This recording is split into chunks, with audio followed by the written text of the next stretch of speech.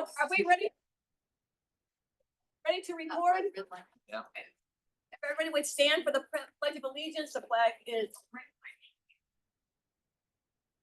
I pledge allegiance to the flag of the United States of America, and to the republic for which it stands, one nation, under God, indivisible, with liberty and justice for all. Thank you and welcome everybody to the March 11th, 2025 Fort Lauderdale Civic Association General Membership Meeting. And we normally start off with a roll call. I'm going to do that after we have our presentations, just to make sure I have who's here. We've got a council business, and we also have the police normally are here. But I'm pretty sure they're all on the beach taking care of our young business. So, before I get started, so the first presentation we're going to have is, you can see all the renderings around here are for the YMCA that will be just west of Parker Playhouse. And in case anybody has any negative feelings about it, I want you to be aware that the Y is the one that provided all the food, that delicious, not only delicious, but beautiful food. So just keep that in mind when you're asking questions, because I've never seen that happen before. It's kind of important. So we have about a 20-minute presentation from the Y, and then if there's any questions, we'll have that, but we're gonna kind of want to move along. So what I'm going to do is introduce Cheryl Woods. She's the president of the YMCA of South Florida. And are you going to speak even though you're, yeah, of course, kind of, you can come right here, and I'm going to move this stuff out of your way. And if you need to sit down. No, I'm good. Okay. I'm good. Hi. Hi. Hello. You guys know how to spell YMCA? Yeah, You know the song. Okay. All right. I gotta stay on task, right? First of all, let me thank you all for being here, and thank you for what you do to make our community stronger. And I think voices are super powerful to make our community great. So I just want to say thank you for everything that you do, because it's volunteer time, and I appreciate that. And this woman's amazing. Oh, Your incoming yes, is she gonna is. be spectacular. So, right, Michael? No, that's. That's it. no. We have a. Me? We don't know the. No, Bill, I'm not doing the coup. I'm not Alright. doing the coup. Big job. Start over. Alright, so I've seen some of you in other HOA meetings, and I just want to say thank you for sitting through this again, but more importantly, we'll have more updates, because that's been a couple months ago. But who's gonna move my slide presentation, sir? See, he's really excited about. Full screen, please. I just wanted to real quickly give you a little idea of who we are as an organization. So what's your name, sir? Jordan. Jordan. Okay, next one, Jordan. We serve about 350,000 people here in South Florida. The Y does touch the whole. When you say that, programs and after school and you name it. And I share this with you because it's not just Holiday Park. You're really getting a huge organization, and what we call in the organization, the movement. And we're a national, international organization. One of the things you're gonna hear me say is, but we're locally owned and operated based on a board of directors. And Jackie Howe is on our board of directors, has been very involved in the Y for many, many years, and have Jackie say a few things. And Jason is her husband, or better half, other half. And Jason is our project manager on this, because I have worked with Jason for years on other different projects as a volunteer. And there's nobody better that can pull all this together. We got the rest of my staff team, Mark Russell and Tangela and Shayla, who have been very involved with staff with this, but powerful organization. And I've been in it for 30 years, and I can tell you, I mean, absolutely amazing the impact work that we have, because we're an inclusive organization. We also serve people of all ages, and people who might not even be able to afford to participate in a program or a membership, because you don't have to be a member to be in a program. We raise money and we provide financial assistance, so no one's turned away due to their inability to pay. So this is a project that we've been working on for years. All those little yellow Dots represent after-school programs. So between Broward and Miami, we're in 134 after-school programs. In Broward, about 67 of those, elementary, middle, and high school, and we're the largest provider of after-school programs for children with special needs. So I'm just trying to give you a quick lesson on that. Next. These are all of our locations from downtown Miami, South Dade, Alapata, which is off the 112. It's kind of more the inner city, backs up to Liberty City. Our West NY, which is out in Regional Park. Hollywood's our oldest. Puff, blow that down these days and get a new one. Hallandale Beach, partnership with the city, saw the value. They built that operation. They built the building. We run the operations. We got the design facility, very cool. Pembroke Pines, the new LA Lee, which is on Sistrunk that you all have seen, and if you haven't, please. And all of you should be getting involved in that Y so that carry right over to the new Y. Pembroke Pines Aquatic Center and just a little bit in the Upper Keys. So again, just our footprint plus all the after-school programs and everything else. So next slide, Jordan. Our LA Lee Y, if you haven't been there, it's just phenomenal. I mean, it's just a dream come true. It's a legacy project from my career standpoint because you just don't get to do one of these every day. It's a $20 million, 60,000 square foot, 65,000 square foot building. And here we are after COVID, and our building is going to be the same at Holiday Park at 50 million instead of 20 million. Okay, but this would not have happened if it wasn't this incredible relationship we have with the city. I can't say enough that the city steps up and sees the value of how the Y can come in and do programming and fill the gaps where other services can't be provided. And that's what we want to do at Holiday Park. Next slide, Jordan. So let's talk about Holiday Park real quick. We all know the development going on across the street. So when you think of all of the current density and now you add all this new density, where are all the people going to go to work out? And if you think about that one-stop shop for families, it doesn't exist, right? And so you've got the boutique fitness centers, you've got the LA fitness centers, you got all those different types, but there's not this one-stop shop for all different kinds of people. And so we've worked with the city for many years to be able to have Holiday Park and Sistrunk. That was a package deal with the city because we knew that we needed to ensure the financial sustainability of both operations, and that's how we do this. We package these Ys kind of together. Next slide, Jordan. It's located on west, just like Mary said, of Parker Playhouse. So even this rendering, well, the renderings might be back there. I don't remember which rendering it is, but well, this is Parker right here. Okay, so you kind of get a feel for where the building is. I like being out on Federal Highway, right? Because number one, we get to drive by, which is why you see a lot of glass so that we can see the activity in and out of the building. People that are working out will have a chance to look out and see all the great things happening in our great city. So I'm very excited to be there. Lots of collaborations with our other partners. So when Parker's got big plays going on and want to drop the kids off at the Y so that you have date night, you got an opportunity to do that kind of collaboration that we're gonna have. I put future garage just for giggles.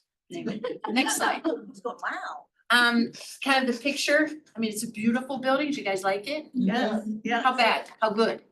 It's beautiful. Yeah. 10 stars, thank you. So we're very excited about that.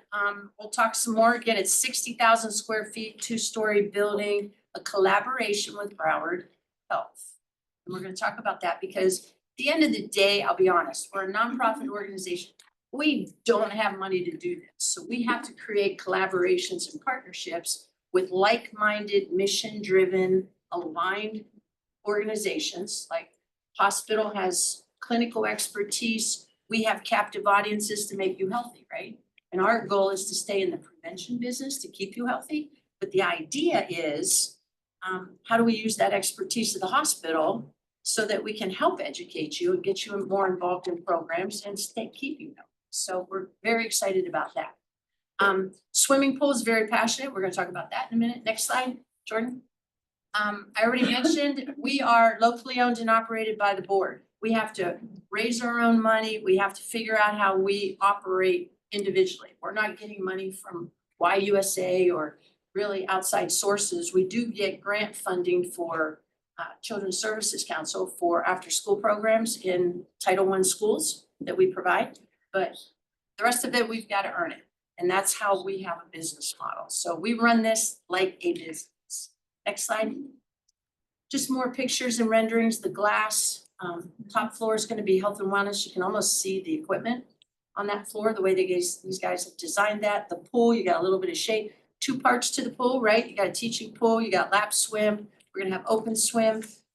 Parks and Rec agreed to support this project, the swimming pool. So we will also be opening the pool to the residents. So you don't even have to be a member. We're gonna do that on weekends so that we can, again, build community.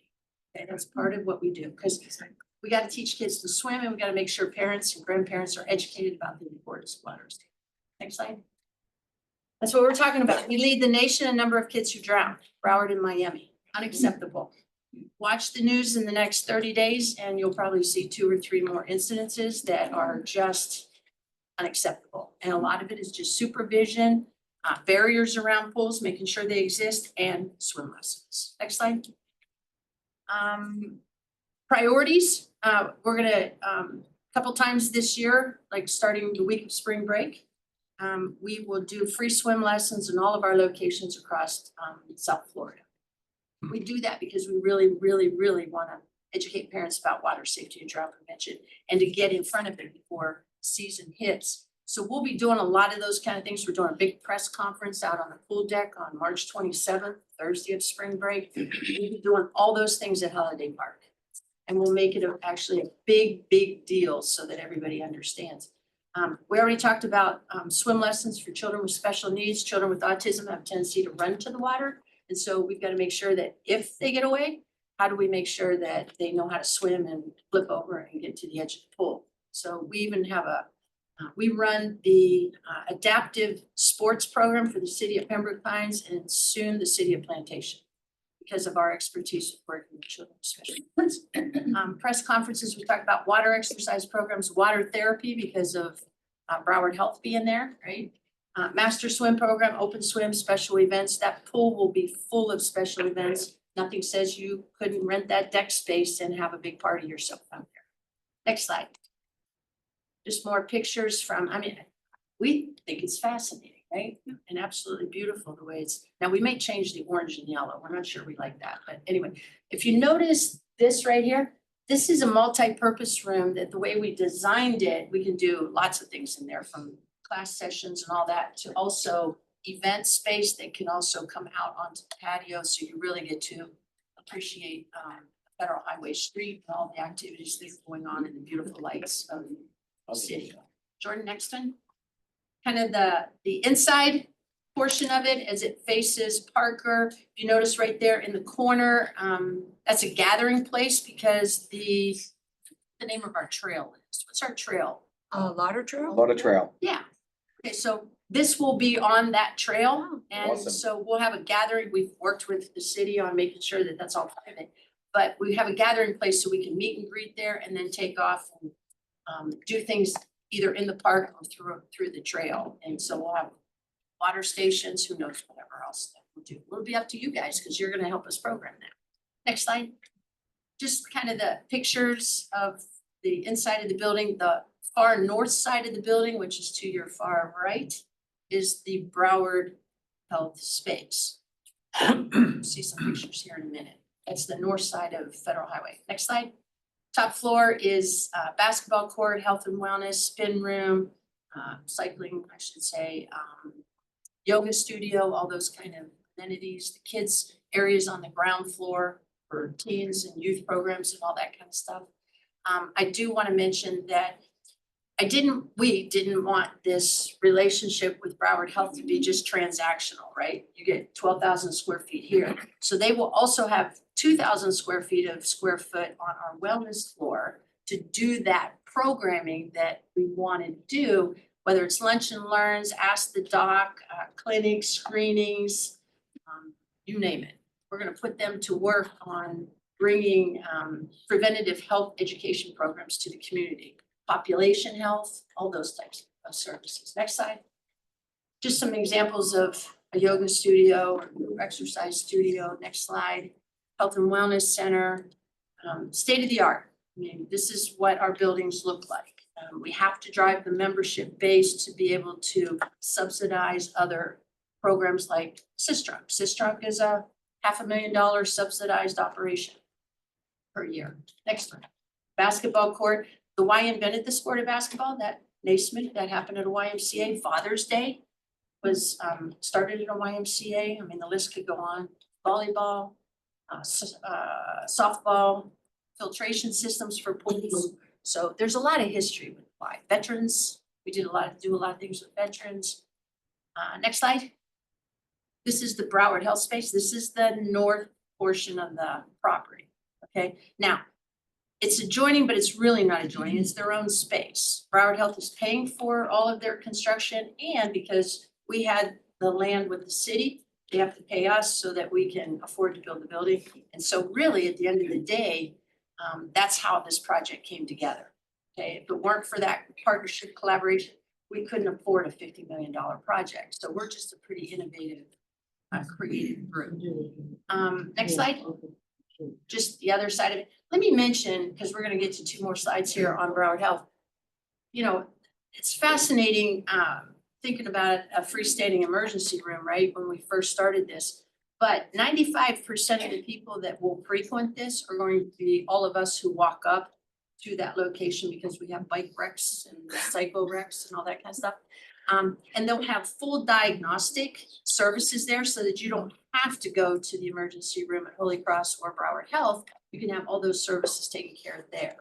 If you see the little ambulance in the back there, it's to stabilize you and then transport you to a higher level of care versus just a broken leg or you need a x-ray or whatever it might be. So it's those types of things. And I'm really, really proud of that because that was really important. You know, we're gonna have sirens, we're gonna have this. That's really not gonna be the case. 95% of it's gonna just be walk up, somebody that says, you know, I'm not feeling good. I better go get checked.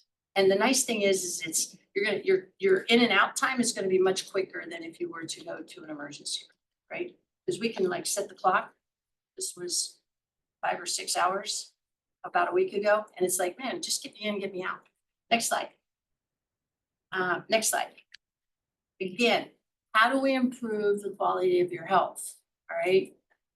We should live to be longer, right? We should live good quality life. And the decisions we make today are going to impact that. And that's why we're very, very passionate about trying to give you more education because we do have a captive audience. There's going to be 2,000, 2,500 people going in and out of our doors every day. So this is going to be very important. Next slide. 24/7 certified emergency physicians, full diagnostic we already talked about, all types of both adult and child care.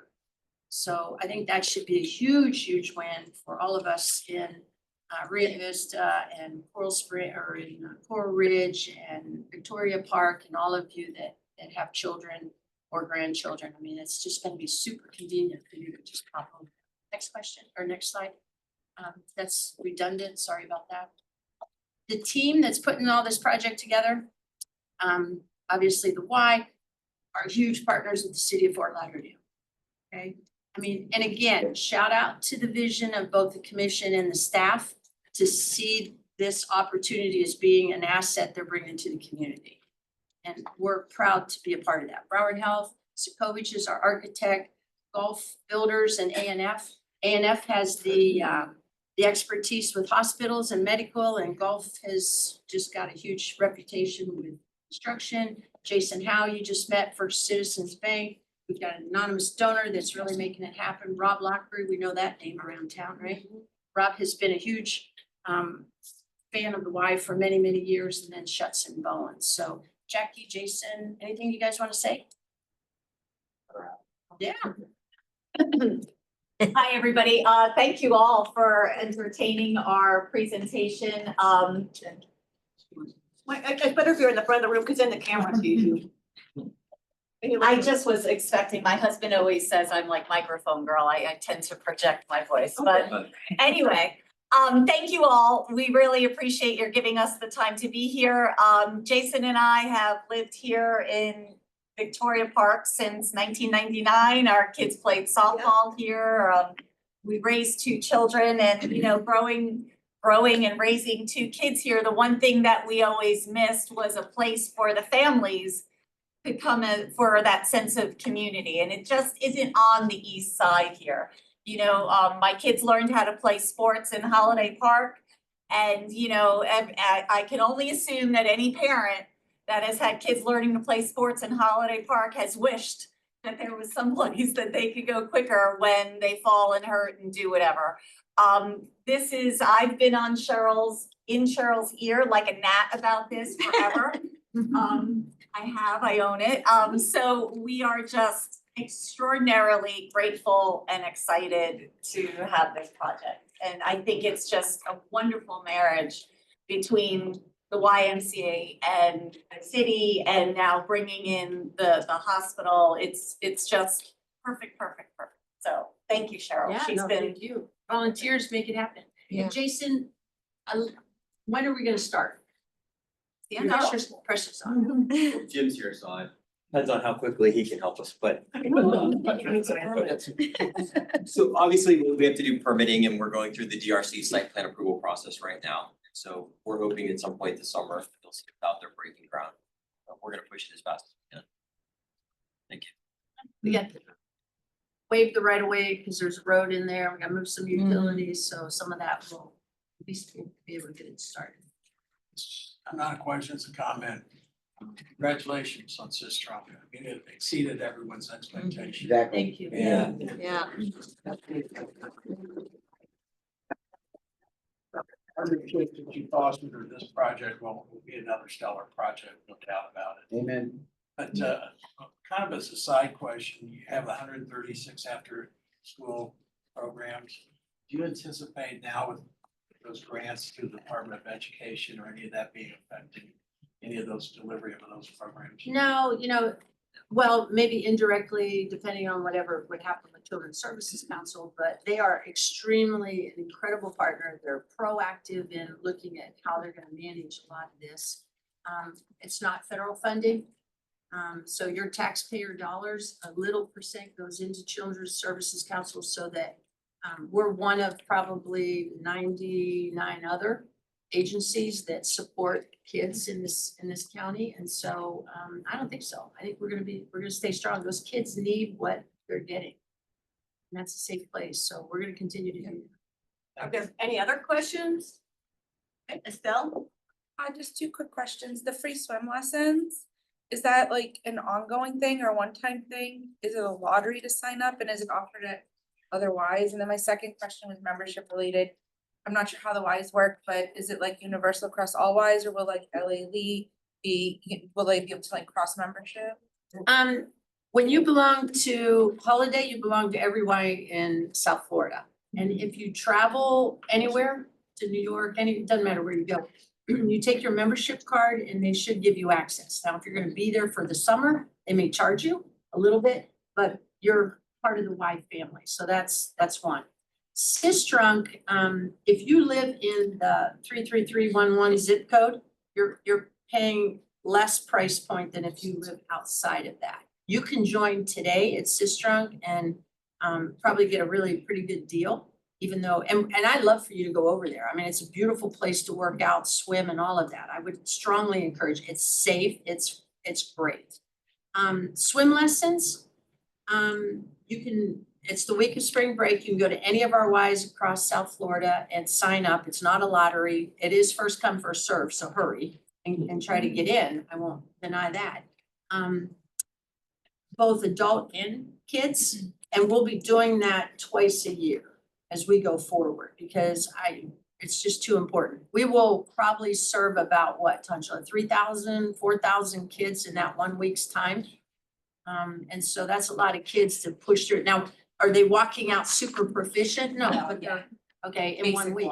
But let me also say, at any day, you can walk into any YMCA and we do a program called Test, Mark, and Protect.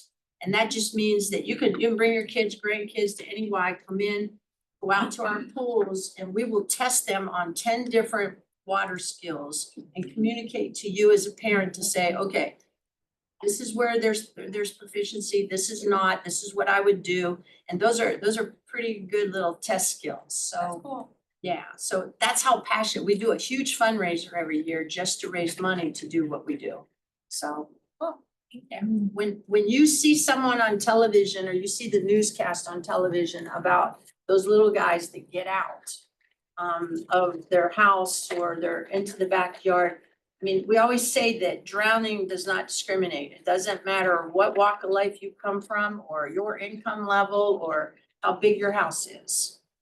It's happening everywhere and it's unacceptable and we should change that. So we need your help and support to make that happen. And just love this project and be involved. Give us feedback. Tell us the kinds of programs and services and we'll tell you if we can do it or if we can partner with some others to bring it.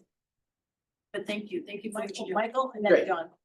Cheryl, you personally reached out to all the civic associations in that immediate area, correct? Yeah, I mean, we've been to Flagler, we've been to your place, we've been Rio Vista, we've been to Victoria Park. Like That's we it. have like, you gave me like 2 others to go Correct. to. Yeah. No, we got more to do. Progresso, We were at Progresso. JJ. JJ and I talked. Yeah. Remember, we had a smoothie, JJ? We had a smoothie together. I haven't been to his HOA, but JJ invited me. Okay, and John, you have a question? Yeah, you mentioned the Parks Department is involved with the swimming pool. Yes. Parks Department's involved with the swimming pool. Will there be other coordination with other Fort Lauderdale swimming pools, like the aquatic center on the beach? Or any of the other schools? Well, we are partner junkies, so we will love to do any of that, especially if it comes to like sharing staff, maybe it's lifeguard training, maybe, who knows?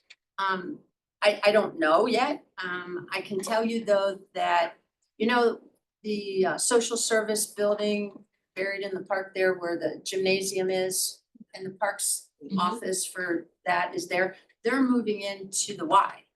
So they're gonna be on the first floor, so we got lots of opportunities to talk some more, and the Y's gonna be responsible for all indoor sports. So basketball, volleyball, all that kind of stuff, and we're gonna use that gym, it's back there. But who knows where that'll go. I'd love to do youth wellness programs, I mean, the list goes on. So we will work very closely with Carl and the team. Love those guys. How many stories is that building? Is it like 3, 4 stories? No, it's just 2. It's just that, the basketball court is how tall, Mark? 18 feet, so you gotta have enough space, so.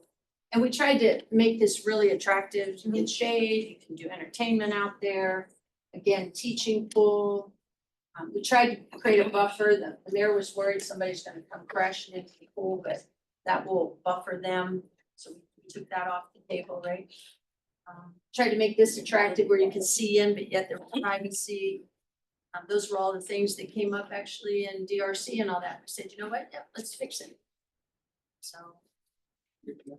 Okay, well, the YMCA has been really good to the council, as you guys all know. We had like 4 candidate forums there and everything. I mean, we couldn't have picked a better venue. Cheryl told me that the gym at the LA Lee Y was the most beautiful gym in the whole wide world. But what's this one gonna be second place? Yeah. Okay. Yeah. It is looking on a road. Yeah, it is So, beautiful. and so I see, I have a question. Oh, Yes, as you know, the YMCA 6 trunk is kind of challenged parking. What is the parking gonna look like? Well, yes.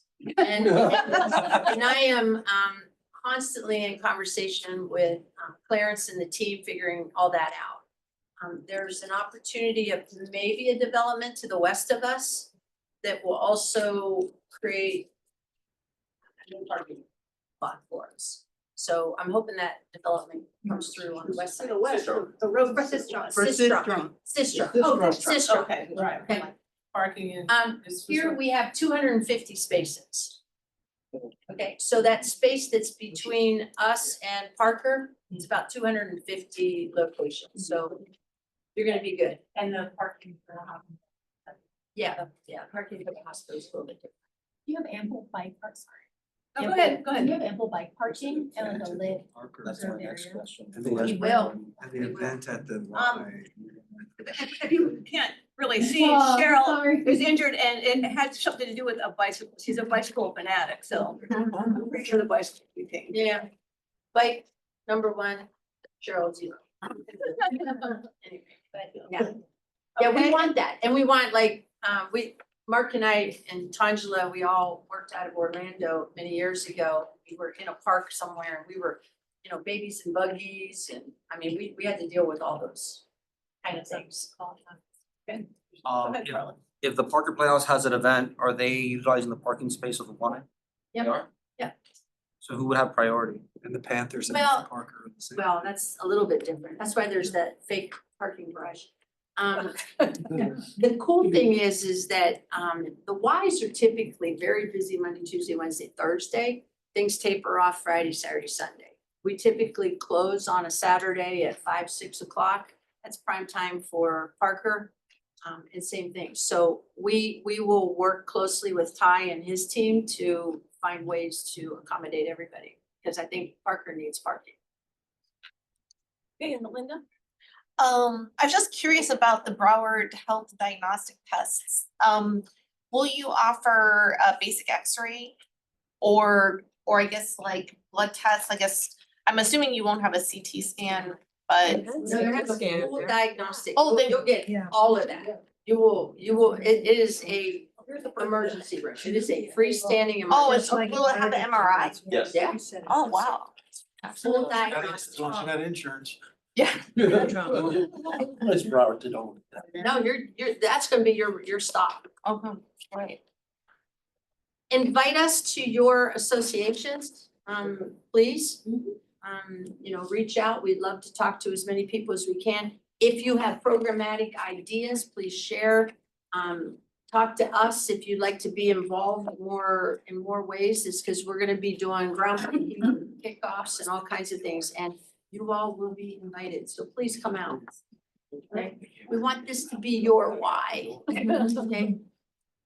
All right, thank you so Very much. good. We've all experienced the wonderfulness of this group, on Construct, so it's just more to come. Thanks for And thank you for the delicious food. You're welcome. And these are, potato chips and pretzel, right, Michael? Yes. All right.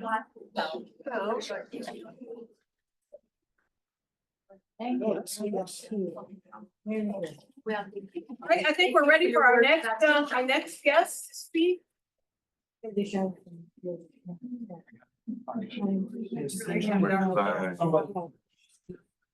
Yeah. I sent it out. Yeah. Accept your current obligations. My beautiful agenda looks way up here. Yes, we're trying to stay away from that. Okay, when you guys are ready, you can come up here. That's what I You okay? And you want Michael up here or just you? Unless Michael All wants to right, come up. well, let me get first introduce, if you don't know who this is Jim Hensel. He's an urban planner with the city.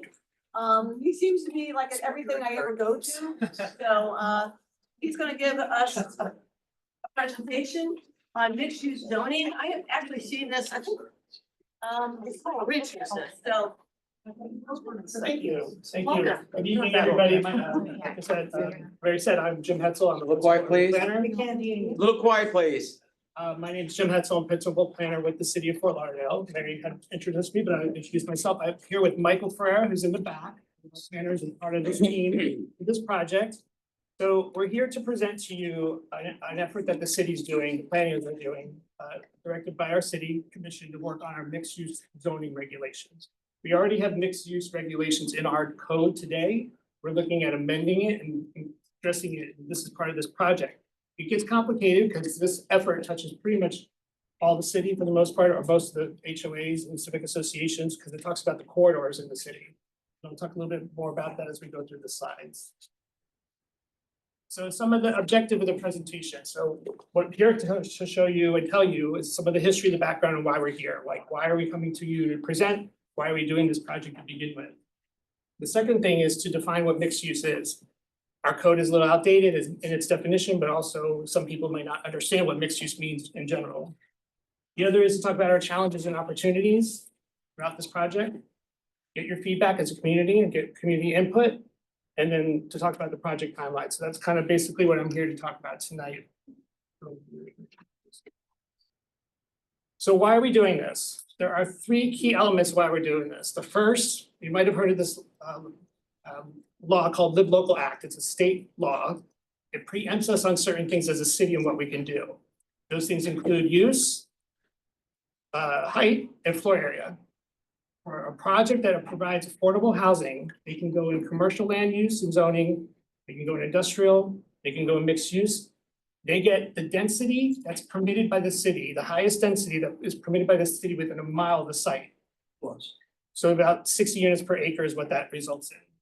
They can go higher than typical, what the residential permits is 150 feet, so they can get that as well. And they get floor area, the intensity of the project. We cannot regulate that. That is a state law, meaning they get whatever we permit the maximum to be, they can do on commercial properties, basically. As long as they provide affordable housing, 40% of it has to be affordable housing. It has to be restricted for 30 years. So there's a little catch. It's for the encouragement and incentive to build affordable housing throughout the state. The process for processing these type of requests is administrative, meaning there's no public hearing, there's no public outreach requirement. They don't have to go to the community or their neighborhoods.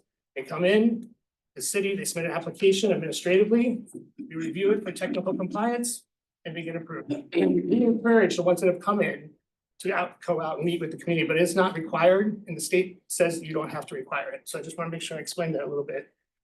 The second part is called the Geller Amendment. That's the common name for it. It's a Broward County Land Use Plan Amendment policy that allows for, same thing, projects on the corridors, mixed use projects, if you provide affordable housing. Incentive base is just similar to the Live Local Act. Commercial properties fronting corridors, you get restriction of 30 years on affordable housing, there's certain other design incentive and requirements. So it's a county land use plan. You don't have to use it, but it's an option for someone who fronts commercial property or commercial corridors to do that as well as an option from a development. It goes through the normal review process. It's not administrative like the state law is. The third aspect is the city's code today. Our code is outdated. It needs to be updated. The regulations don't talk about the form of the building or design of the building. It's very basic. So we want to look at updating that as well. Jim? Yeah. Just not to interrupt, but I am. Could you explain to the group the difference between affordable housing and workforce? So by definition, workforce housing is included in affordable housing because affordable housing includes very low, which is 60% or low, 60% of the area median income. Low is up to 80, and then moderate is anywhere from 80 to 120. Workforce fits into the 80-120, so they kind of overlap. So they fall in the definition, but it's, the term workforce is affordable. It's just interchangeable as far as the income bracket you fall under. So if someone's doing workforce housing, they are providing an affordable housing project. A lot of times when you think of affordable projects, you go down to Section 8 housing, that kind of stigma. It actually includes workforce, which area median income now I think is 81, 83 somewhere. So you're talking about 120% of that gets you up to like 101 or if I'm doing my math right. Of income to be, and you qualify as affordable, or you fit in the definition for affordable. Yeah, Thank you. you're welcome. Can you, I'm sorry, which one is included in which one? So affordable in general is very low, low and moderate income brackets. And the very low is up to 60% of the area median income, and 60 to 80 or up to 80 is low, and then moderate is 80 to 120 of the area median income. So workforce falls under the 80 to 120 area. So it's an interchangeable aspect, but it is considered affordable housing, workforce housing is. Jim, can you say area? Are you talking about specific distance from the project? No, I'm talking about area median income, meaning what's the median income of Broward County. Of Broward County. So what you see on the screen are two maps. Map 1 on the left are the properties that are eligible under the Live Local law, which are shown in the red. The map on the right are the properties that are eligible with the Broward County land use policy. The areas in the gray on the map on the right, on the second map on the right, are areas like downtown, South Andrews, which already has form-based regulations. So we can deal with applications as they come in for those areas. But the red is the subject of this project, or the one on map 2. The red is where we're studying right now. So as you can see, it pretty much is citywide in the different corridors like US 1, Park Boulevard, State Road 84, and so forth. And you can see there's similarities between the two maps as well, like some of the same properties on both maps. Yeah. Jim, would it be possible for you to provide it for the different neighborhoods, the properties that would affect them? Yeah, like overlapping map 2 with the property. Yeah, because I mean, those maps are great, but each neighborhood would have if they had the opportunity to see where this could happen, that would be probably Yeah, we can helpful. produce those maps, for sure. So there's been some previous efforts already done. North US 1 design plan, there's the Davie Boulevard corridor master plan. They were done in 2006 and 8. Same components we're doing now, gathering information, going out to the community, having meetings, getting input from the community, coming up with development patterns and proposals and recommendations and implementation strategies, as you can see in the list on the left. Things that we're doing currently with our project now, that we're starting to do with the project now. What happened recently is our commission directed us to do, again, some efforts of analyzing the corridors. Staff put together a mixed-use development analysis that talked about the same things of existing conditions and development patterns and street design and so forth. Then we engaged the Urban Land Institute and they had a technical assistance panel and they produced a report for us. And that's professional advisement to staff in the city as a whole, saying, what should you guys do about this? What should the city do? And the recommendations and the list was exactly the same, pretty much. So what is mixed use? This is part of that, defining it. Our code today, what you see on the screen is our definition of the code today. It's residential use mixed with either commercial, retail, or office services. It talks about single use versus mixed use. Whether single use is you have a mixed use project that's housed in separate buildings, meaning the commercial building is in one building, residential is in the building next door, but it's considered a mixed use development horizontally. The other one is a mixed use singular kind of use, which is in the same building, ground floor retail, residential above. So the definition kind of covers both of those scenarios. The more modern definition, if you will, in the industry today is talking about mixing those uses residential to office, but residential hotel, institutional, having amenities that support it, but it adds a component of transportation, multimodal, access, connectivity, sustainability, all those elements that are current trends of going on in mixed use development. So this is a definition that we want to lean towards because our current one on the previous slide is a little outdated as far as how it gets implemented today. So we're going to run through some slides to show you existing conditions. This is north of Northeast 13th on Federal Highway. You can see there's pedestrian safety is really bad here as far as crossing that street. Crossing US 1, you can see there's lack of street trees. So the streetscape design is lacking. A lot of surface parking, utilities are in conflict with putting street trees in. So these are existing conditions today on US 1. Here's another segment on US 1, same thing. You have a lack of a buffer between the travel lanes and the sidewalk. Some street trees there, provide shade and protection, but it's placed in the wrong spot if you want to look at it from riparian protection wise. You have overhead utilities on the left that prevent those big shade trees from going in. So these are some of the challenges that we're dealing with. There's another location, I believe.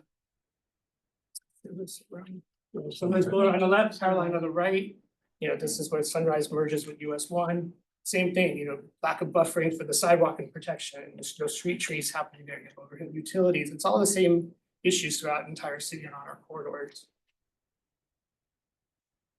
Federal Highway down by State Road 84, same thing. Building patterns are different. Inadequate safety on sidewalks, no street trees on the right picture, you can clearly see that. This is a common theme that we're seeing throughout our entire city. So I'm going to shift over a little bit to neighborhood transition, and this is pretty important. We look at these corridors and development coming in. The transition is that area of the red. So the red is a commercial property. The yellows are the neighborhoods. As you go from as you get closer to that line between the red and the yellow, is what we consider the transition. So you're going from the commercial development closer to residential, you want to make sure that the building is designed, the mass and the scale is appropriate as it transitions to the residential neighborhood. We need to look at that. That's some of the things that impacts this group significantly is like, how does, our code is really outdated when it comes to this topic as well. It's not predictable. It's a little tricky when you apply it. But how do we get that? So not only talking about mass and scale, but also the design treatments, the finishes, the elements, how does it look? Those are gonna be important as well. The other aspect that's interesting, and I like this slide, is because it shows two different scenarios. On the right, you have the commercial abutting with residential directly. On the left, you have it, a water body separating the residential from the commercial, but you also have it abutting directly. So there's different contexts that we need to address when it comes to this topic. Here's another segment. This is Oakland Park Boulevard, east of US 1. This one has a little bit of a different transition because you have the red in commercials, the red again. Orange is medium density residential, and then you have the single family neighborhood behind it. There's a little bit of a transition because that medium density residential is higher density than the single family, so that the commercial can scale down and transition to the neighborhood, but there's still the same issues of design compatibility, mass and scale that you have to deal with, design elements.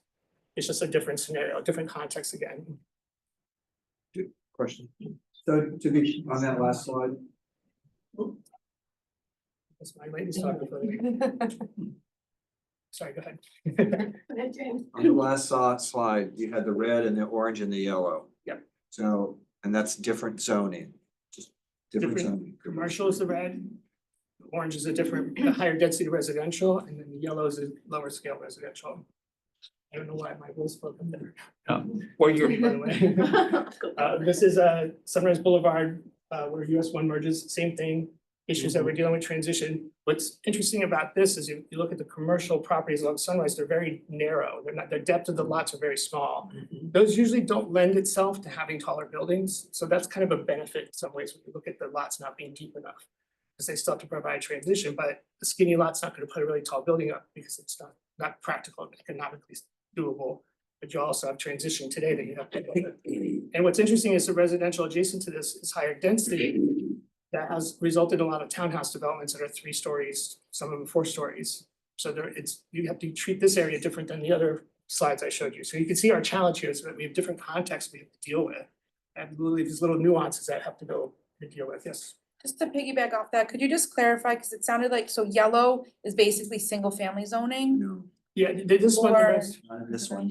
this Well, one, right, but cause then you said the orange was medium density, which included like the it's townhouses. a different zoning, yeah, this is, this Like, are we zoning, talking like the RD 15 or? yeah, our D15 is here, so it's all reflected. The other one, the previous slide was higher density than. Higher than RD 15, okay, It's thanks. 25. Okay, so this, I know Lake Ridge is multifamily below 14th Street, south of 14th Street, right? So all of Lake Ridge is multifamily. The residential density is less than the previous slide that had the orange. That density was higher than this. Okay, so it's based on density. Yeah, that density, if there was 25 units per acre. But you need a Here's different 15. color because that indicates it would be a single family like Coral Ridge Country Club and it is not. Well, no, this density, so what I'm trying to say is that previous slide, the orange was higher density than this. Higher than the townhouse density. Yeah, but you can't compare this yellow to the other That's what I'm yellows. saying, I'm not comparing, I'm That's not saying it's yellow. different, the nuances are different, I'm just saying here there's the neighborhoods in this one. But the townhomes are permitted in the zoning that's there, the other one, the zoning is higher. You were there The orange is before. higher, that's 25 units per acre. So it's a different context. I'm sorry, oh, yeah, yeah. I think she might talk again, but. So here's another one, State Road 84, commercial properties. This is also interesting because of the zigzagging of the property lines. There's a lot of pinch points that happen along the commercial properties that also will affect transition, how it transitions to the neighborhood. Jim, just so I understand, and I hope everybody understands that what's in that red is areas that are eligible for these higher density projects. Adjacent to, in this case, the yellow is a single family district. It's residential neighborhoods. A that have residential neighborhood, but lower, very low density. Lower than 15 units to the acre. Right. So what you're trying to do is you're trying to create a buffer between the yellow and the red, because the red doesn't look so bad right now. But all that red is eligible for these very tall, dense Yes. buildings. Okay, Yep, they can come Gotcha. in, the zoning in the red today is either B1, which is commercial, or CB, which is commercial business. They both have the same height of 150 feet. so if you're living in one of those little houses in the yellow area on the bottom of the map, you're rooting for Jim to make a zoning change that would prevent those bigger, taller buildings from looming over you. Right. Okay, got it. So you're trying to change the red, not the yellow. Not That's right, right, this is talking about the red area. These graphics, these images are showing you the proximity No, I of the get red that. to the yellow, and then what would be applied to these projects coming in would not touch the residential neighborhoods, it's to protect the neighborhoods and focus on the development that comes into the red to deal with the transition and being compatible with the residential neighborhoods. Okay, if you have a question, okay, oh, go ahead, Ted, but from now on, if everybody could just raise their hand when they have a question, go ahead. Because I know already, this is my neighborhood here on the River Oaks and Edgewood, but this red on the south side of State Road 84, where it has that little H for that Holiday Inn Express. There's already a lot of, I've been to the DCR about the plans and development going into that area already. And it is In the pretty orange, you mean? substantial. In the orange or in the red? In the red. In the red, yeah, so those projects are coming out, mixed use projects under Yes. the code today. I don't know if that one is Live Local or Geller, probably. They're talking about I'm not, Survey 84, I think Andrew Shine, No, it's not livable. it's not Live Local, okay, yeah. But those are coming in today, having to deal with neighborhood compatibility as it's written today. That'd be like what Marilyn said about the, overshadowing all the neighborhoods to the south of Bay and Edgewood. Because the ones that Ted's talking about now are being done pursuant to the current zoning. And when you look at the current zoning, there's like, make a 5 and 10 foot buffer. Right, and that one, there's a street behind it too, before you get to the neighborhood, for the way that the transit. That's a help. That's a help, but the code is written today is not how we want to address it moving forward, because it gives it almost an out, if you will, if there's a road between the residential. Right now, it talks about residential property, we're gonna be looking at possibly coming up with language that talks about the zoning line. Okay. So the zoning line between the commercial and the zoning line between the residential, our code is not written that way now. If there's a right of way in between, it exempts you out of That's a it. rule. But then there's no transition you have to deal with from a scale and mass perspective. Okay, Jackie? Yeah, Jim, to date, approximately, how many projects have come in to be evaluated where they are going to use the Live Local Act? So roughly. Oh, there's 1, 2, for sure, maybe 4 for the There's one on most. Lake Ridge. Yeah, that's one of them. Well, That's it's the 2 at code. Wesson Park. So, but they've not, we rejected their submittal so far because they're incomplete, but I know the Okay, towers. they're coming. That's the 2, and then there's another one, I think there's 4, if I remember right. And is there still, Over by is the there fence. still, We really can't have everybody talking. is there still, I mean, I would help us if you could raise your hand if you have something to is say. there still a plan to try to get the state legislature to make some changes to that Live Local Act? Based on these urban areas that are at much higher risk than other areas in the You know, state. that's a bigger animal for me to address in some ways, because I heard that from our commissioner, at least one commissioner. Oh, yeah. Is you have to let a couple of these projects come in, so you have examples to go to the state and say, look at how it impacts our neighborhood, look what it's doing in our neighborhood. 13 to That's 15. kind of the philosophy in this, Okay. in that respect. 13 In my to opinion, the 15 League of Cities, there's years. other options to go down. I think some of the other state laws they've passed, they've gone back and amended because they realized they did it really fast and not really looking at the urban areas or how it really applies. And I think we're gonna have to have a couple projects go through and then go have that conversation, because we can't be the only city going through this. All Exactly. the urban areas are different than the rural areas, and how they wrote this was basically like, I forget about that, there's a residential neighborhood right next to where this potentially could go up, because they're not thinking the urban cores or how we've urbanized down here in a lot of ways. Can we why don't I let him finish his presentation and we'll have questions after. No worries. Slide numbers. So some of the goals and outcomes for our project, that we're working with a consultant called Banesh, that are helping us with this project. You can see on the screen, there's a lot of the goals we want to make sure we achieve: promotion of mixed uses, compatibility and transition to the neighborhoods and protecting the neighborhoods. You talk about predictability for the community, both residents and the developers. Variety of housing options. We want to look at sustainability as well. and also creating a sense of place for the city, and quality of life. We want to look at that as well. So these are some of the objectives and goals that we have as staff and the consultant to achieve the project. Real quick, 5 main tasks for the project. You can see on the screen, I won't run through it too much, but basically the point here is that we're gonna be coming back to the community to get input. We've already conducted about 6 outreach meetings, initial outreach meetings, which was basically to introduce the project, which is like why I'm here this evening. Tell you what's going on, tell you what's happening, what's going forward. As we move forward, we'll come back to the community with a draft of the language, the code, and illustrative documents and images that you can look at so you can provide feedback. We have a lot of steps to do. There's a lot of work ahead of us. All of the green arrows indicate where we are, what we've completed. Still have to meet with other agencies like Florida Department of Transportation and Broward County. So we're still at the beginning of this effort. We got a lot ahead of us to work on. If you know anybody that was not able to attend our initial meetings, we are opening up a virtual room next week where you can go in, see the same presentation, but you also can participate as if you were there at the meetings that have already occurred. Like some of the boards we had, image boards, you can see them through the virtual room. You basically click on the arrows and it leads you into the room. Choose what you want to, you can do a survey, so it'll be very interactive. For anybody that wasn't able to make it or wants to advertise it, it'll probably be up next week, at the end of next week. This kind of leads into why we're here too as well. One of the things we're asking and we think is a good idea is to engage you all through a technical advisory group. So we're looking for some volunteers that can sit on a group that could give us some feedback and recommendations to represent the community as a whole. And so what you see on the screen is some of the things we're asking. It'd be about 4 different meetings. It'd be about probably once a month for 4 months.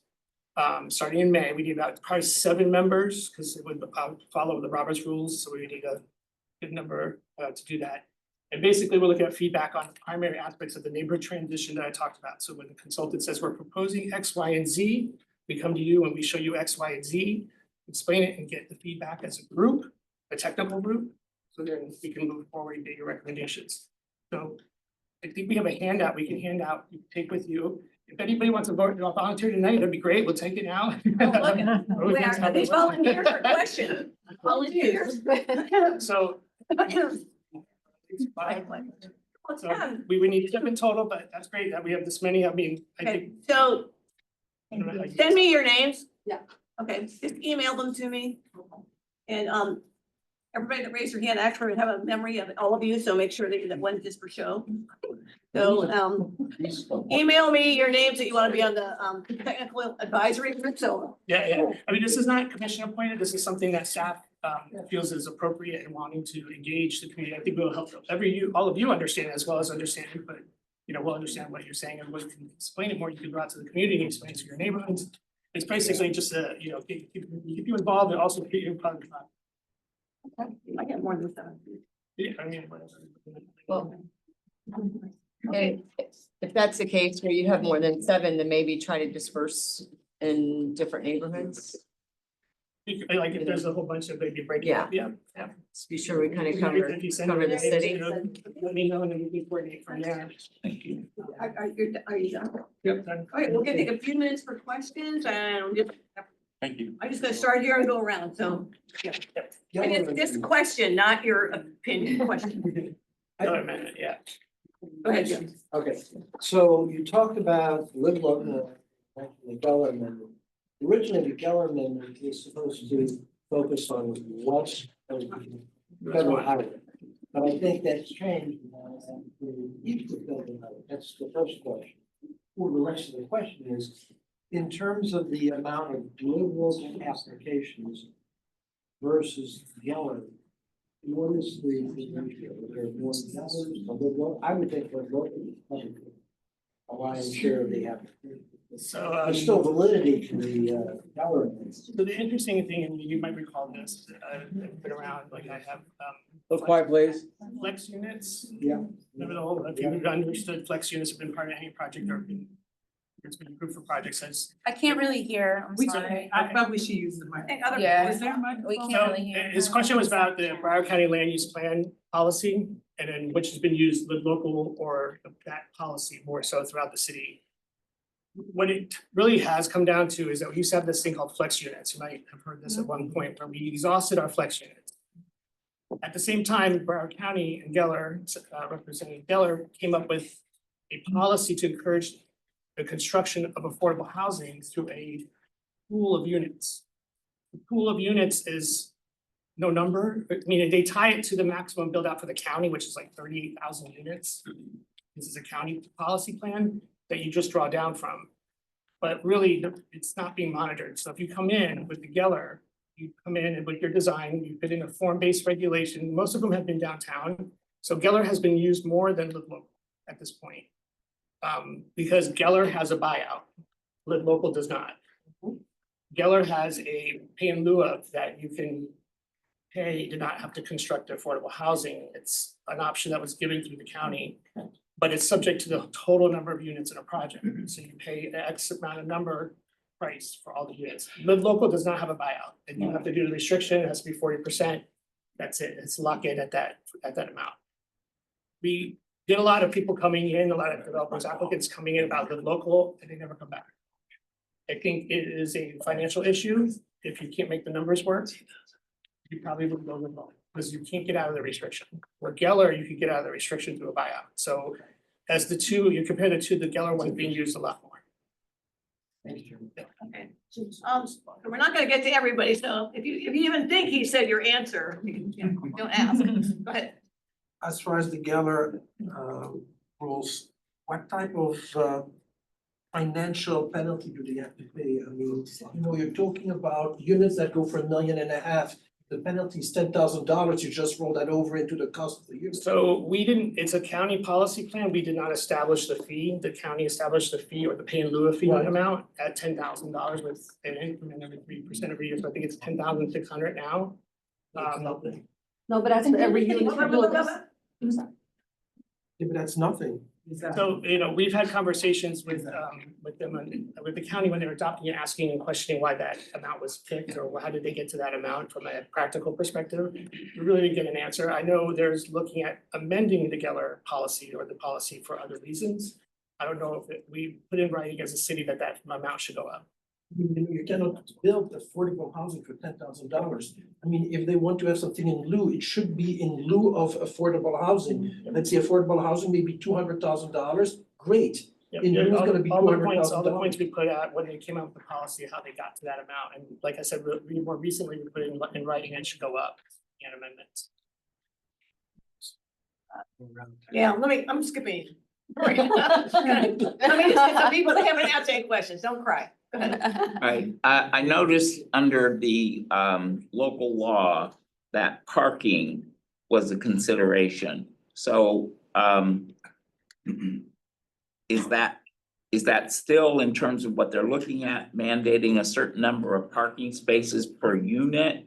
So what's interesting is, again, they created these laws and went back and amended some of them. There's some incentives to not even provide parking if you're in certain zoning areas. So if you're in mixed use, there is it allows you not to even provide any parking. Now, I don't think anyone's going to do that because how do you, from a financial perspective, I don't know who's gonna get a loan that allows it to be built without any parking. That's usually the issue. But if it's along the corridors, there's some incentives for parking, but they have to apply with all the other regulations, landscaping, all the other requirements from our code perspective, and parking's still one of them. Unless it preempts us, we're gonna look at our code and what the requirements are. Now, affordable housing projects do get a reduction in parking where it's one space per affordable unit. That's been on our code for several years already. Right, and the second question I have is, to what extent are you looking at public transportation having access to these units? Because when you're talking about people in 60% and so forth of housing, the lower income, access to car, insurance, etc., is less and less likely. So to be able to get anywhere, they need access to So from transportation. a code perspective, because we don't control, Broward County controls the transit system here. What we do from this perspective is put in amenities and have transit related components and elements that make it easier for someone to use it. But the service itself, and we don't have no control over. However, you look at these, they're all along the corridor. There's, bus rapid transit along US 1, along Oakland Park Boulevard. So you know, we work with them in that, to that extent, but we don't control that aspect of it. We just wanna make sure that everything that we can do on our end, developers end is there as far as making the amenities better for people. You saw in one picture, the bus bench was not covered, I mean, you know, who's gonna sit out in Florida sun and wait for a bus? I mean, discourage it right there alone. So. Hey, back there. Hi, good evening. When the ULI prepared the recommendations, what is the rationale for the gap on Sunrise between US one and Powerline? Because in my opinion, one of the most underutilized parcels is where the Wawa is with Aldi. And the way that the buildings interact with the pedestrian realm would seriously be improved if that was included also. So I just want to understand that logic. So the south side of Sunrise Boulevard is part of the Northwest Regional Activity Center land use and design standards. So there are form-based code regulations. On a side note, that Wawa that's there in the corner was the first Wawa in the country to put the Wawa on the corner, the building itself on the corner. They were like, we don't do that. We're like, well, we have zoning regulations that say you have to. So it was the first one that Wawa built in the entire country that was on the corner, and we helped get that done. The streetscape improvements are tied to that design requirements for the Northwest. The north side of Sunrise Boulevard is not. There's Central City, CRA that's there on the, for a portion of it that are looking at changing the land use and the zoning to encourage the same things that you're seeing at Wawa on the south side. So I think over time that will start to get addressed as far as along the corridor between where it merges and where Powerline is. Thank you. And I'm gonna try to call on people that haven't, oh, never mind. Okay, go ahead, Estelle. Just remember, it's a Sorry, question, Mary. not a question. Just a question. I have a couple questions.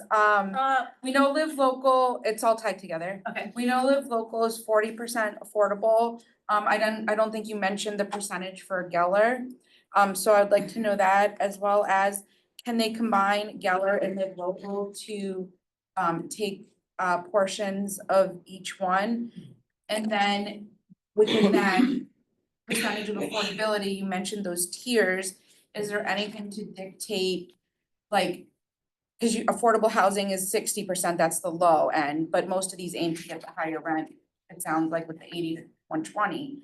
But is there anything that tells them like they need to have so many 60% or so many of the other side, so? So the Geller policy deals with the number of market rate units you get is based on a formula, a ratio, basically. If you give so many low income, you get so many market rate. If you do so many moderate, you get so many market rate. It's a formula, so they have to tell us what they're doing in order to get the density that they're asking for. So we have to look at that when the application comes in.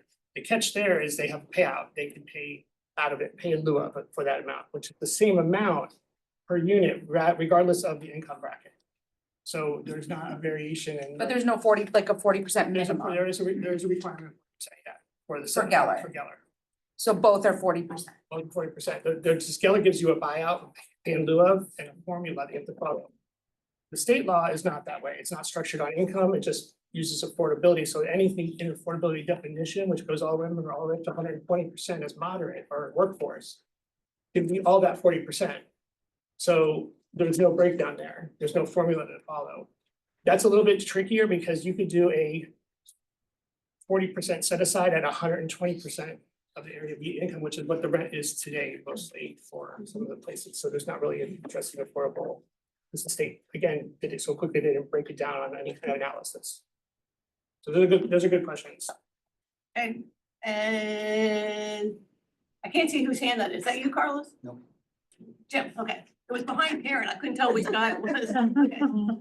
I think it's great that you've asked the CFCLA to be a participant. And I like the idea of the virtual room that you're setting up. Are you still going out though to neighborhood HOAs and having conversations with them? Not right now, no. We've kind of completed that task because we did about 6 of them already, and include this would be 7.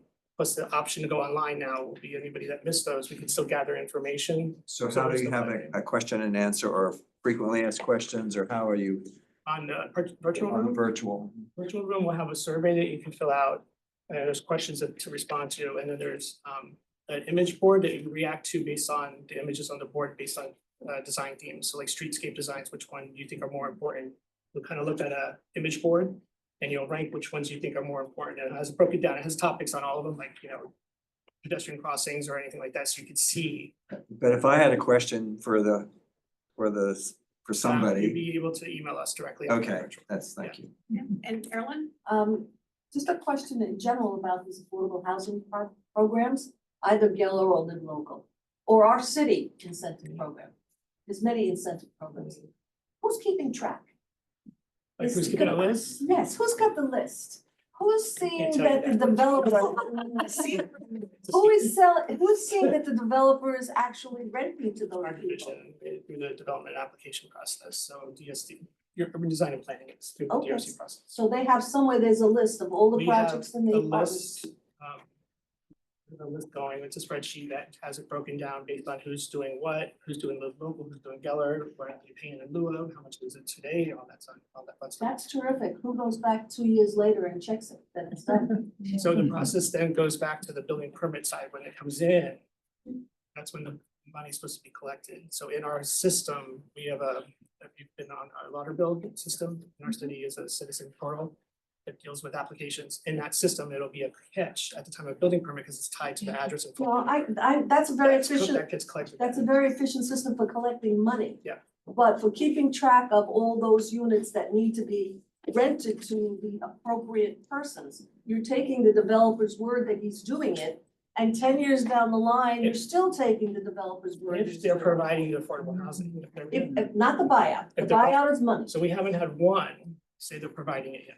So we haven't had to look at that aspect, but there is an affordable housing plan they have to provide, and they have to give us that documentation every year. Every year they have to swear they're doing Our it. housing and community division Okay, I'm just, is the one that administers like the SHIP programs and all that like well, that. if it's on your radar. Oh, yeah, it's a complex, and then what do you do with the ones that were granted 15 years ago or 30 years ago that are coming off? Well, that's a whole nother issue. Right, so like, you could have this conversation like. One last question, Bill. Well, going back to the slide that showed like State Road 84, I think it's important that all the HOAs need to realize that the more vulnerable neighborhoods are the lower price value of properties.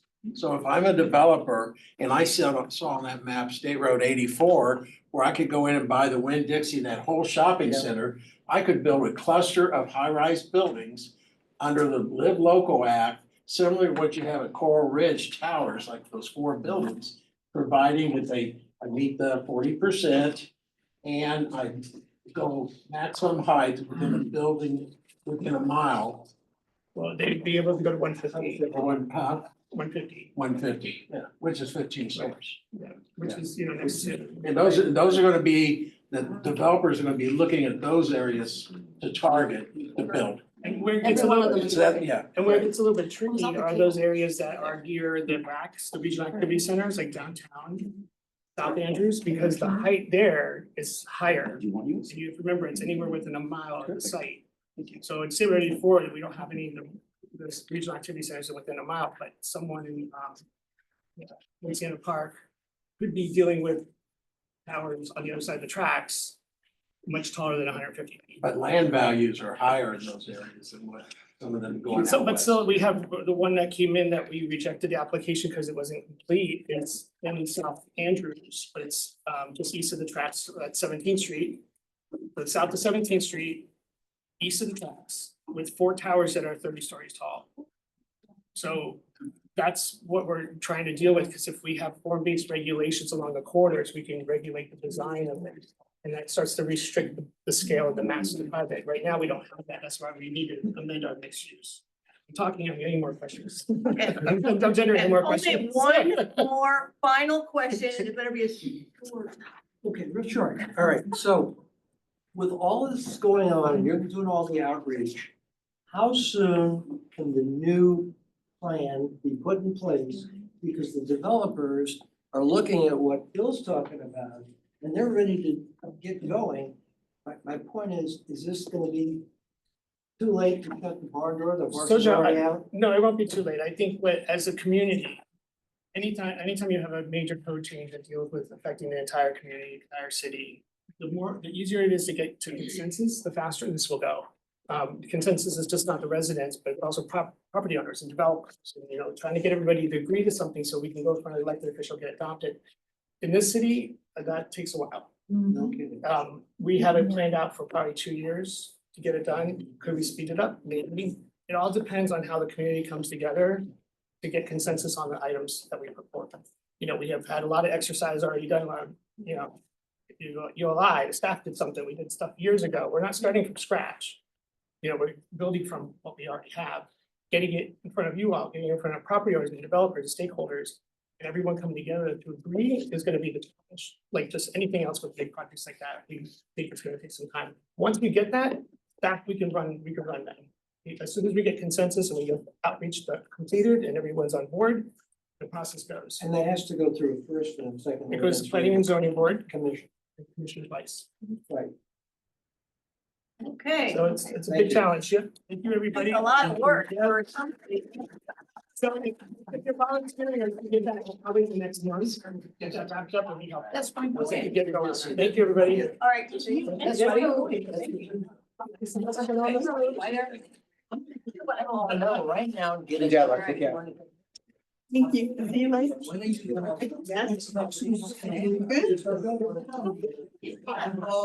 Bye, my YMCA people. Bye.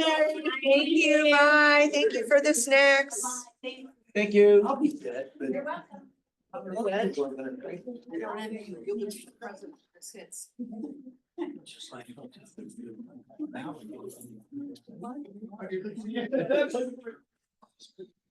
You gotta pray that interest rates go up. It's a percent. Blow everything. Sure.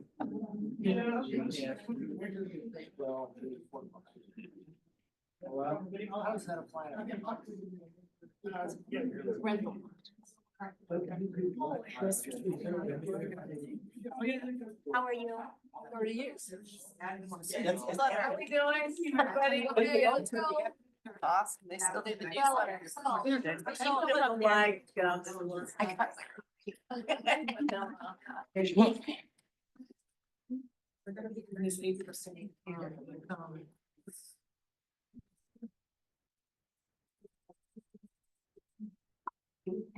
All right, the first thing I wanna do, which goes down to council business now, is everybody that volunteered for neighborhood support night, will you please stand up?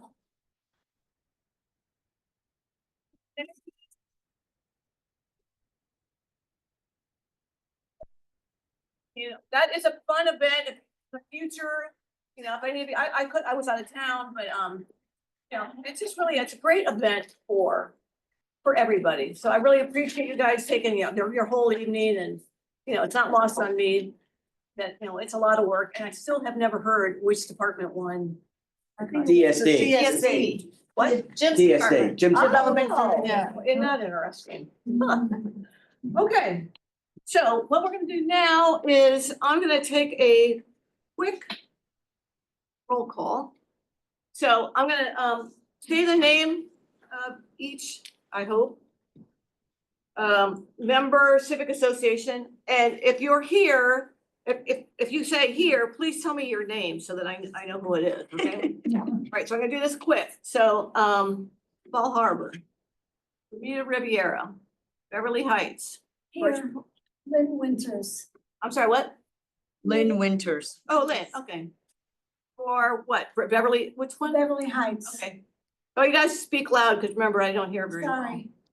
Okay, Birch Park, no. Central Beach. Here. Chula Vista. Cooley Hammett, Jackie Scott here. okay. Coral Ridge, Mary Pelican. Why won't my computer do? Sorry, Coral Ridge Country Club, Karen Lefke here. okay. Coral Ridge Isle, Rick Buchanan. you, Coral Shores. Croissant Park, Michelle Di Maria. thank you, Dolphin Isles. Downtown Fort Lauderdale.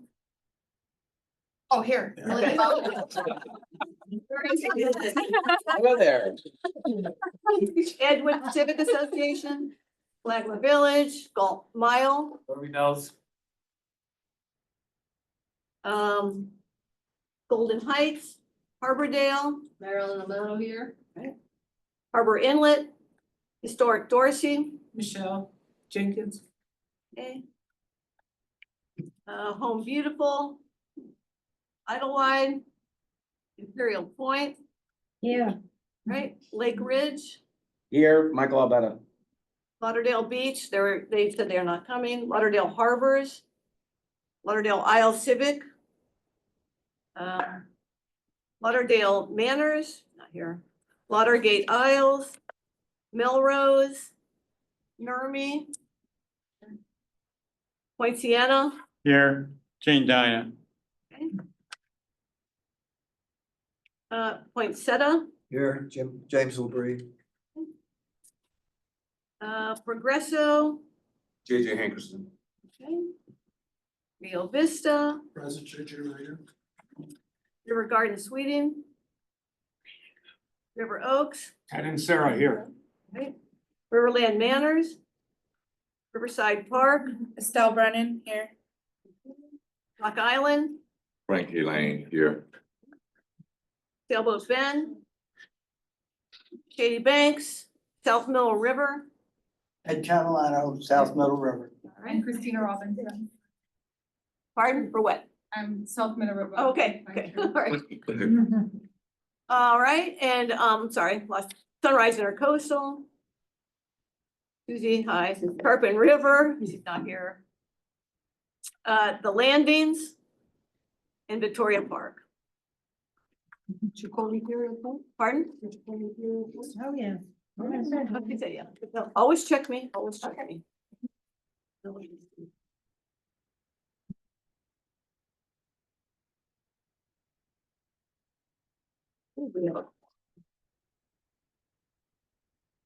We do, I see 21 out of 48. All right, thank you. I was trying to Quorum- count. Quorum is 25%. All right, so now we're down to the election. And we do have a slate of officers. First, I need to know, are there any nominations from the floor? Any nominations from the floor?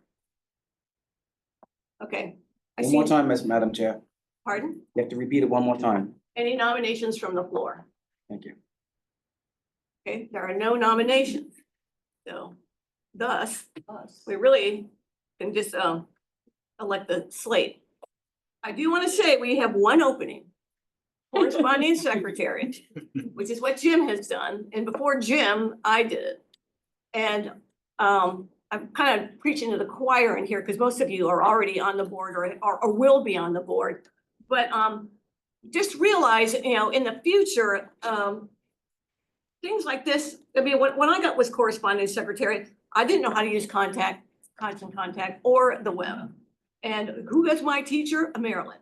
And We'll learn from the last president. yeah, so, I mean, it's not as hard as it sounds. It's just two different types of programming to understand. And, you know, it's good for your brain. It keeps you young. Like they say, it's good for you. So, you know, that's why we look like this. So just if you have anybody in your civic associations that you think would be good at this, you know, let us know. So meanwhile, we'll figure out how to manage this opening in the future. But you all have the slate. Let me pass this around, or if you could just take this and pass it down. Because just so you can see what it is.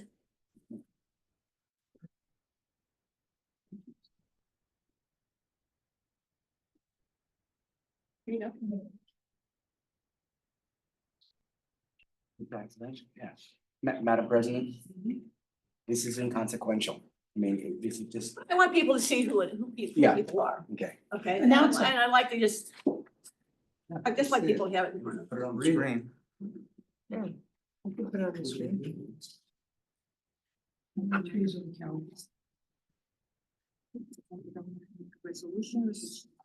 It's done because there was no, she announced it 3 times, closed. So, Madam President, with that said, do I hear, you should actually hear a motion to. by I am, I just acclamation. want everybody, so I have a motion to accept the slate of officers. And so motion by Jim Concanon. Do I have a second? JJ, okay. All in favor of this slate, raise your hand, and say aye. Aye. All opposed, raise your hand, and say nay. All right, congratulations, and let me pay the first to pass the bill. And come on up.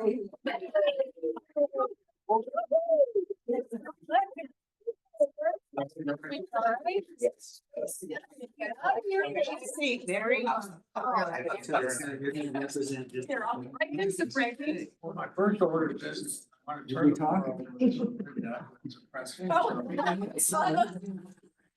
Well, that's a full presentation. We're gonna save that for our next meeting when our new board is going to be running the entire meeting. We want to honor you and Mary, but you have been an amazing president for our council, an inspirational leader with a steady hand, sense of humor, and a lot of vision. And I think you've done a lot to move us forward. I've been working with you for 4 years now. And I know you've done so much for this organization, and I think really increased our presence in the city and our influence. And so we will say more at the next meeting, but just wanted to give you this token of our appreciation. Well, thank you.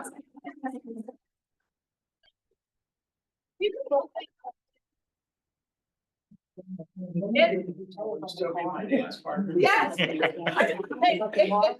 Oh, yeah, the car. Oh, it's a Tesla. And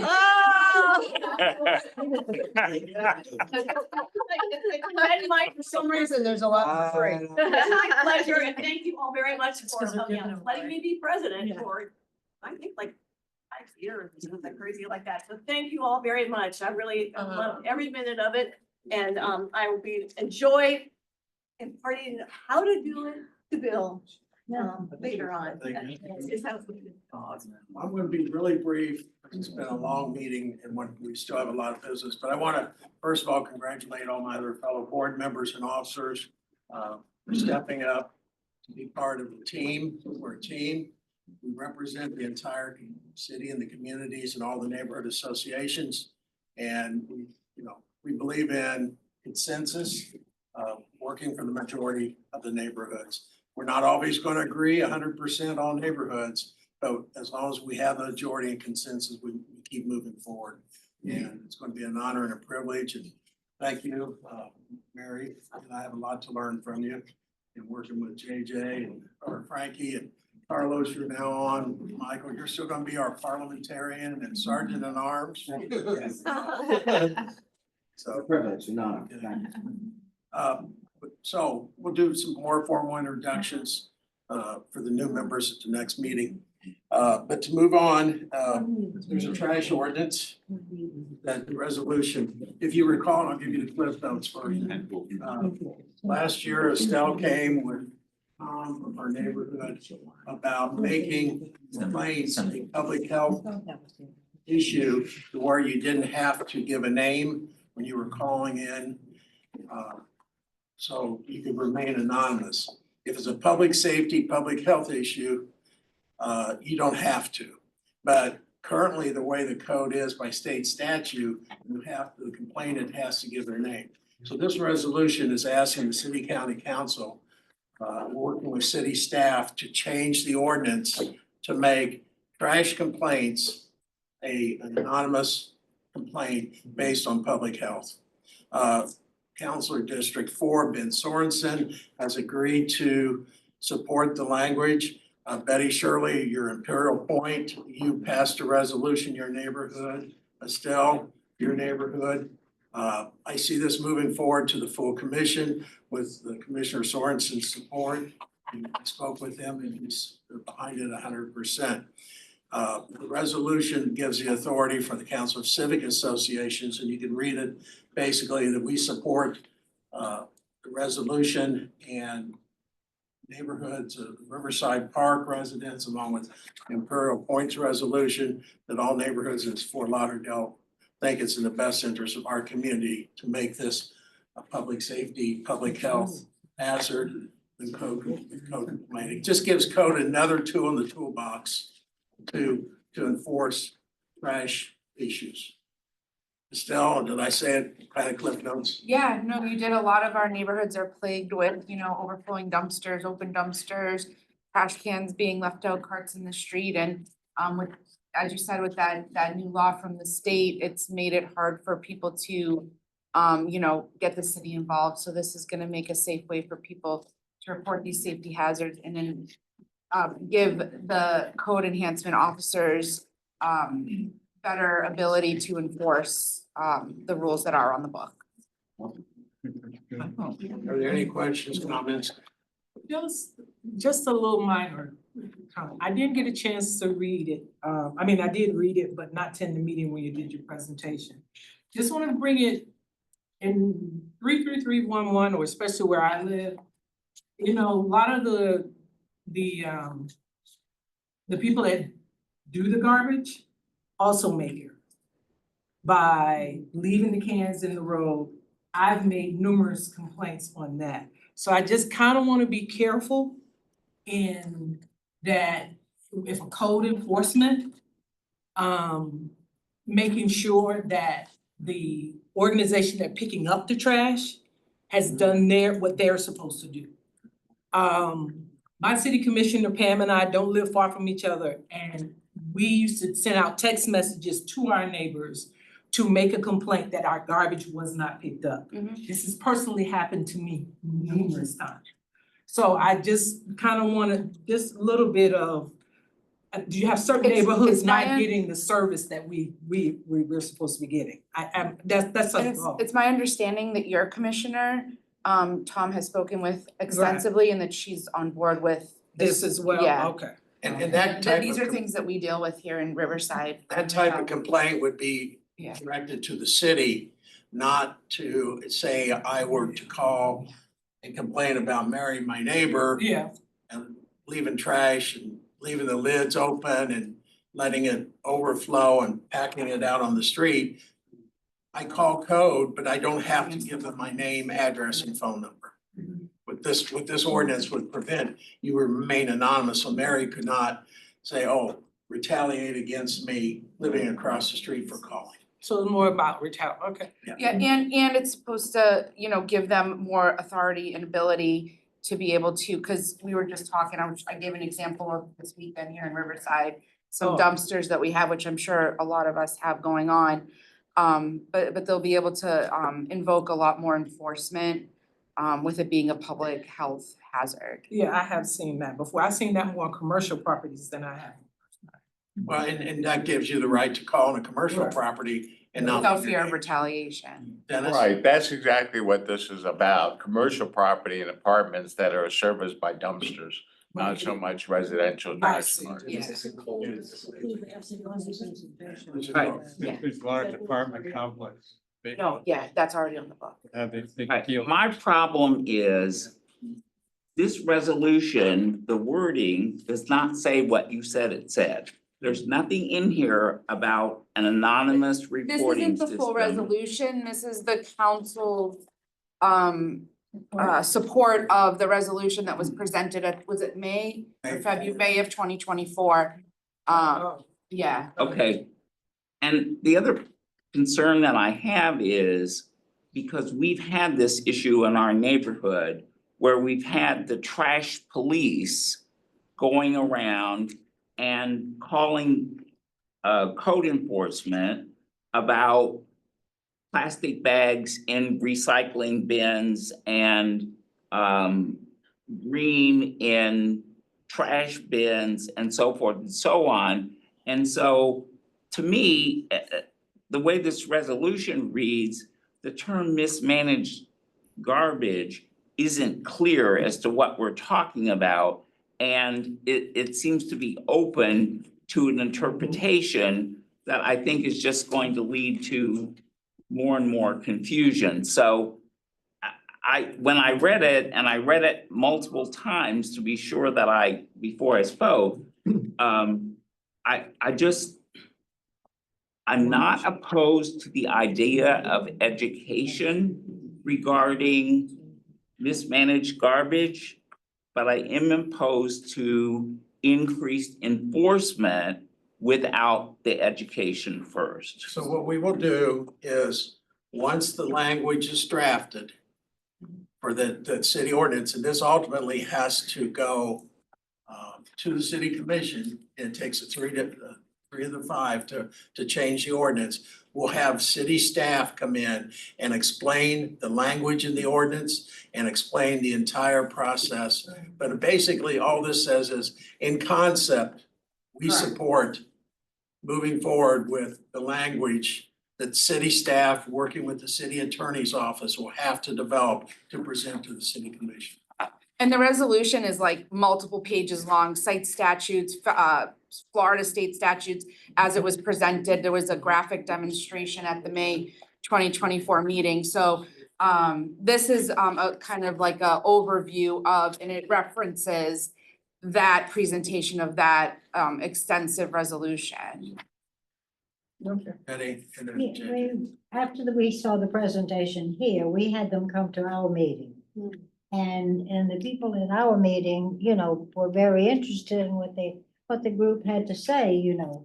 And we were concerned about the dumpsters for in the shopping centers and the condos and those kind of things. And that's in the beginning is really what we thought that the problem was. More so, and I know Green Routine had this program that they went around and checked the containers. So, you know, there were several different things that were happening at the same time. Yeah, Green Routine, that recycle, that has nothing to do with this. That was something different. So in the interest of time, and JJ, you have a comment, may I suggest that we table this tonight? That's what I was. We will work between now and our next meeting with the commissioner's office, because this is not gonna be on the commission's calendar for at least 3 or 4 meetings down the line. It'll probably be after the new city manager comes in on April 2nd. So we'll have someone from Commissioner Sorensen's office, and we'll also have city staff come to the next meeting and explain what type of language you're putting in the ordinance, okay? Yeah. Yeah. The words make a difference. Yeah. Thank you. And like JJ said, words make a difference. And we have a resolution that is very well drafted, and we have a legal analysis as well that has been presented to the commissioner already. And the commissioner sent that over to Dwayne Spence, City Legal. They're reviewing it. They have to get their language together. And as we just heard, process can take from months to a couple of years to get things passed. So, but at least we're moving forward and we have time. Thank you. Treasurer's report. Okay, a minute here. Okay, so our treasury balances as of today, March 11, 2025, between our Truist account and the council PayPal account, we have a total of $4,424.48. That is a increase of $237 since I reported to you at the last membership meeting, which was February 10th. We have had 7 membership renewals, and totaling $336 since I last reported to you. So just a quick reminder that our fiscal year end is March 31st. And then April 1st, we start a new voting year, so you need to get your $50 membership payments in by April 1st to technically be voting member of the council. And some of you guys have obviously already started sending them in, but if you have any questions on if you have or have not, definitely you can contact the next treasurer, Carlos. Which I will be passing on everything on to him. So what else happened since the last meeting? We had just a small Zelle payment for refreshments to Michael Albetta, a small service charge under review at Truist Bar for the Truist account of $5. And we did have a reimbursement to a River Oaks citizen who had accidentally paid us instead of her own association. She's trying to join River Oaks.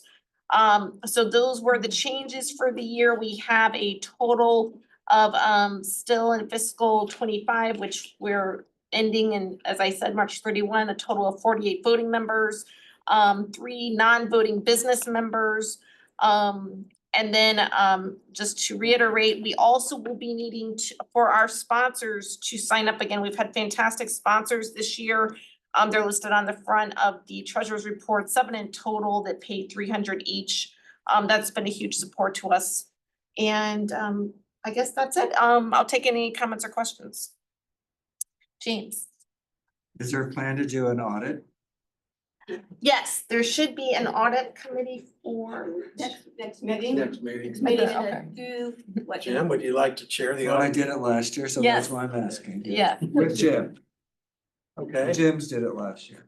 and then Carlos being the new treasurer, putting on the audit to get a good feel. Yeah, So, yeah, good definitely. person. Okay, very good. Okay, We'll wait till the books close at the end of the month. Yes, we'll close it off and then, and Carlos, I'll get together with you. Okay, Yeah.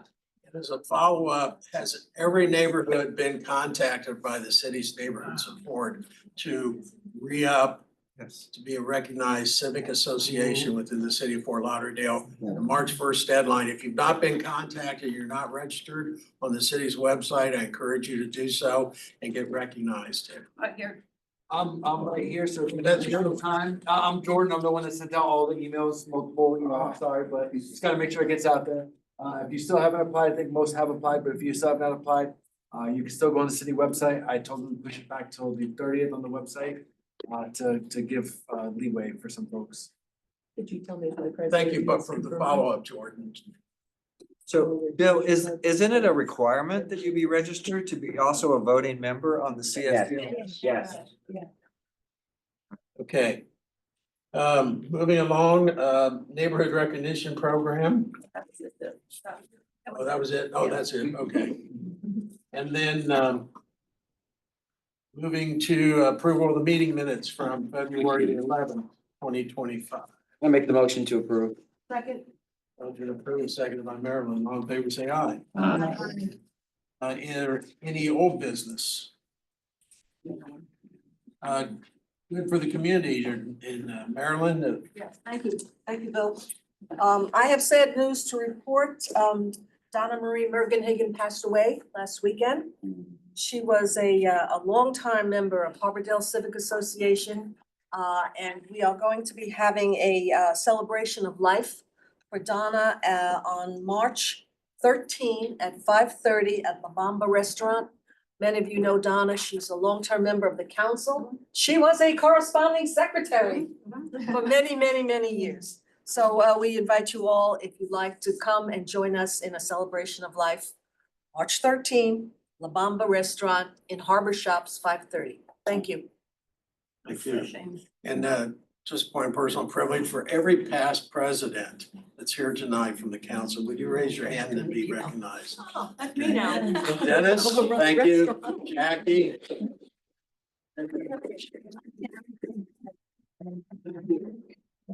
Now I have a big set of shoes to fill amongst all of you. Okay, anything else for the good of the order? Motion to adjourn. So moved. Thank you. Yeah. That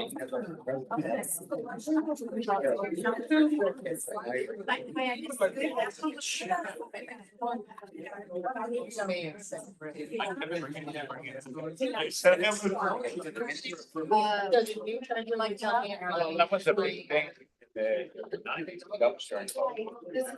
well, I can tell you right now. Yeah. I see.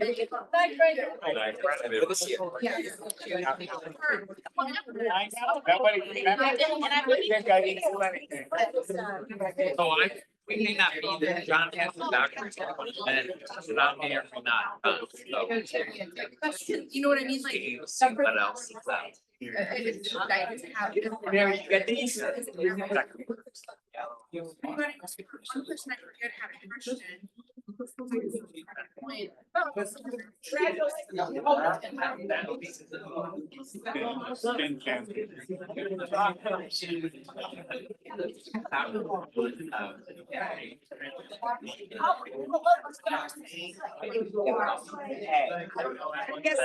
Okay, so paid, No, this is. yeah, last year, and this is like the truth for a lot of people, we haven't paid for yet for the upcoming. Just like your like the start April, very easy, you need to get it in, yeah. And that's true for a lot of schools.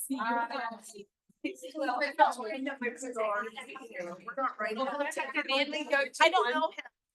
Yeah, I have,